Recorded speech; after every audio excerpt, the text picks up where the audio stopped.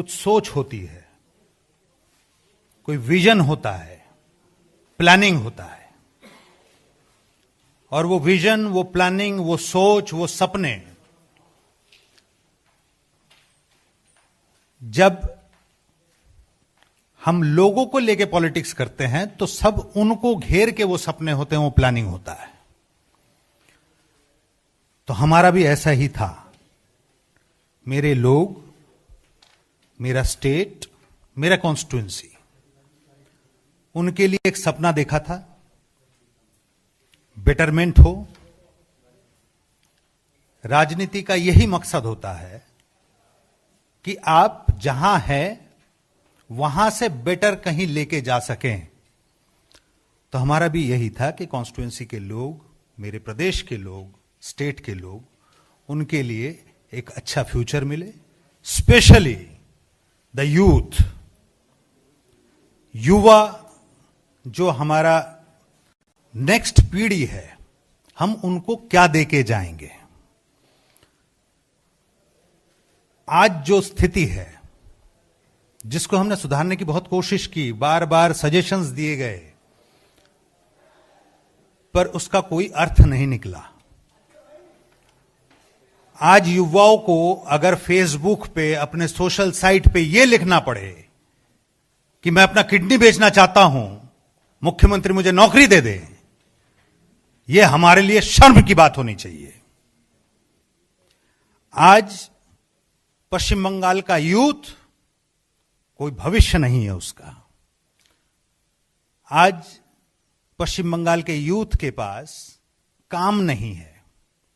Lockdown period में हमने देखा, पूरे हिंदुस्तान से जो लोग पश्चिम बंगाल की तरफ आ रहे थे, जो बाहर काम करते हैं, लेबर सेक्शन, आपने उनका यूथ एज ग्रुप देखा, वो सब बिलो 40 थे, बिलो 35 कह सकते हैं। तो ये लाखों की तादाद में यूथ, इनको पश्चिम बंगाल में काम नहीं मिला, इसीलिए ये लोग मजबूर हुए बाहर जाने के लिए। लॉकडाउन पीरियड में वो मंजर दिखा हमें कि किस तरीके से छोड़ छोड़ के आए। आश्वासन मिला कि राज्य में ही काम मिलेगा, पर वो आश्वासन भी आश्वासन ही रहा। उन लोगों को फिर वापस जाना पड़ा क्योंकि काम नहीं है। There is no industrialization in the state, there is no industrialization, there is no future planning, there is no vision. सिर्फ व्यक्ति आक्रमण है, राजनीति है, काम जीरो। आज एक स्टेट जो इतने दिनों के मिसरूल के बाद, 35 साल टू बी प्रिसाइज, बहुत उम्मीद के साथ एक सरकार को लेके आई थी, और उस उम्मीद पे वो सरकार खड़ी उतर पाई। आज पश्चिम बंगाल और बंगालियों का नाम जोड़ा जा रहा है करप्शन के साथ, जो कभी नहीं हुआ। आज हम इन चीजों को अटेन कर पाए, जो हमारे लिए शर्म की बात है। हम हमारे युवा पीढ़ी के लिए उनका भविष्य सुनिश्चित नहीं कर पाए, जो हमें करना चाहिए था, जिसकी उम्मीद थी। और हमने इस काम के लिए कभी भी बीच में कोई अड़ंगा नहीं डाला सरकार के। हमने कहा हमारी राजनीति जीरो हो जाए, कोई दिक्कत नहीं, आप काम करिए, काम में रुकावट नहीं होना चाहिए। इसीलिए समर्थन भी किया था 2017 में, विधायक बनने के बाद भी। विधायक बने थे कांग्रेस के सिंबल पे, फिर भी समर्थन किया था, ताकि ये ना बोल पाए कि साहब आपने तो प्रॉब्लम क्रिएट किया, आप राजनीति करते रहे। हमने राजनीति नहीं किया, हमने आपको मौका दिया, बट उस मौके से मिला क्या कि हमें भी काम करने के लिए आपने हाथ पैर बांध दिए, हम काम नहीं कर पाए। और यही बात सिर्फ मैं नहीं, बाकी बहुत जगह से यही बात आप लोगों को सुनने को मिलेगा कि जो लोग एलिजिबल लोग हैं उन्हें काम करने के लिए नहीं दिया गया, उनके हाथ पैर बांध दिए गए। तो इस सिचुएशन से हम एक ही चीज सोच सकते हैं, भारतवर्ष के यशस्वी प्रधानमंत्री नरेंद्र दामोदर दास मोदी जी, जो उनका सपना है आत्मनिर्भर भारत, वही तो हमारा भी सपना है कि आत्मनिर्भर शांतिपुर हो, आत्मनिर्भर पश्चिम बंगाल हो। तो इसीलिए मेरा सविनय निवेदन है, मैं तो ज्वाइन कर ही रहा हूं नरेंद्र मोदी जी के साथ, उनके आशीर्वाद लेके भारतीय जनता पार्टी में। मेरा आप लोगों के माध्यम से पश्चिम बंगाल के हर एक परिवार, हर एक सदस्य के पास यह सविनय निवेदन है कि पश्चिम बंगाल को आत्मनिर्भर बनाने के लिए, पश्चिम बंगाल के युवा संप्रदाय को अपने पैरों पे इज्जत के साथ खड़े होने के लिए, कि वो सर उठा के चले, उन्हें रोजगार मिले और पश्चिम बंगाल फिर से वही पुराने अपने इतिहास के साथ, अपने सम्मान के साथ खड़ा हो। इसके लिए प्रधानमंत्री नरेंद्र मोदी के नेतृत्व में विश्वास रखें, भारतीय जनता पार्टी को खुल के समर्थन दें, पश्चिम बंगाल के लिए, समाज के लिए, पश्चिम बंगाल के, आपके घर के लिए, आपके भविष्य के लिए। धन्यवाद जी। दीदी कहती है बंगाली अस्मिता पे कुठाराघात कर रही है सेंट्रल गवर्नमेंट, आप आज यहाँ हैं, आप उनको कैसे चैलेंज करेंगे? सेंट्रल गवर्नमेंट क्यों बंगाली अस्मिता को चैलेंज करेगी?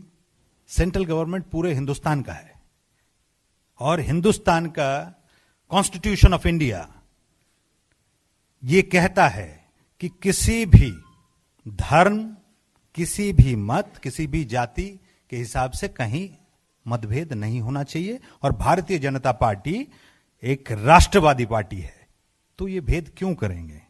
आपको जो सूट करता है राजनीति में, आप उस हिसाब से किसी के ऊपर कोई भी लांछन लगा देंगे और सब मान लेंगे, ये थोड़ी होता है।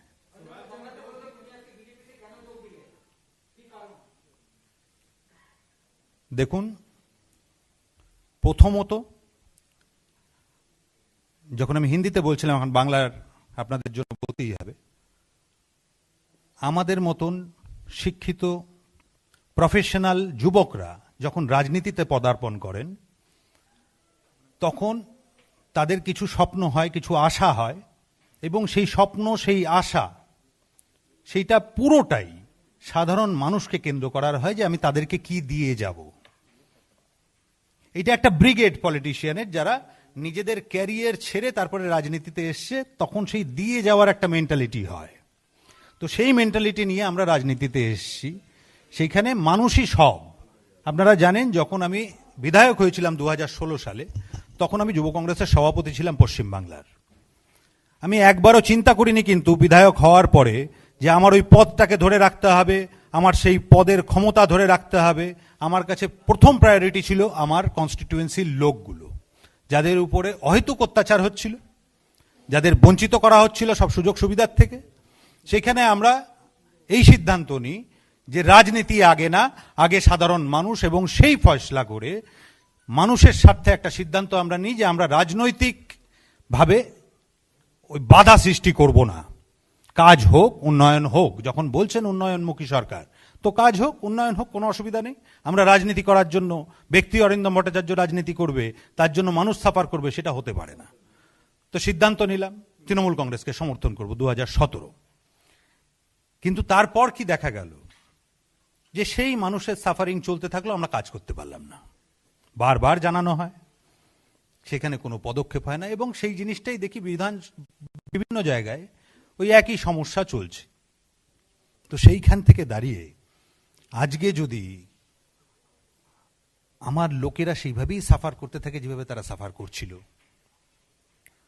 আজকে যদি যুব প্রজন্ম এইভাবেই ঘুরে বেড়ায়, তাদের কর্মসংস্থান নেই, তাদের মর্যাদা নেই, তাদের সোশ্যাল মিডিয়াতে লিখতে হচ্ছে যে আমি কিডনি বিক্রি করে দিতে চাই, আমার একটা চাকরির ব্যবস্থা করে দিন, এই পশ্চিম বাংলার আমরা স্বপ্ন দেখেছিলাম।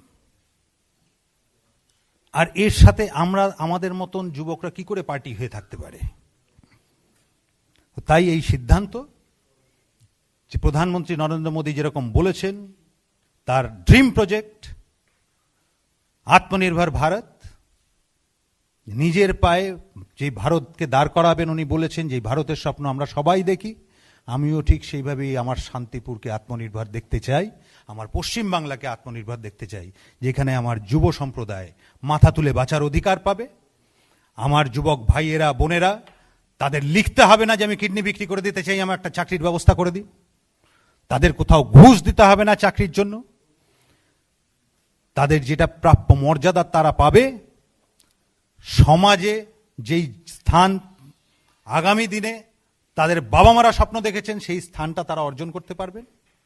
এবং পশ্চিমবাংলায় ইন্ডাস্ট্রিয়ালাইজেশন হবে, পশ্চিমবাংলার সার্বিক উন্নতি হবে। এবং তার জন্যই আমি প্রত্যেককে আপনাদের মাধ্যমে একবার আবেদন রাখছি, যে দল মত ধর্ম জাতি নির্বিশেষে প্রধানমন্ত্রী আমাদের নরেন্দ্র মোদীর নেতৃত্বে যেই সরকার, ভারতীয় জনতা পার্টির সবকা সাথ সবকা বিকাশ যার স্লোগান, আত্মনির্ভর ভারত যার স্বপ্ন, তার পাশে সবকিছু ভুলে গিয়ে তাকে সমর্থন করা এবং আগামী 2021-এর নির্বাচনে পশ্চিমবাংলাকে যাতে আবার সেই লস্ট প্রাইড ফিরিয়ে আনা যায়, তার জন্য প্রত্যেককে বিজেপিকে সমর্থন করার আবেদন রাখছি। ধন্যবাদ।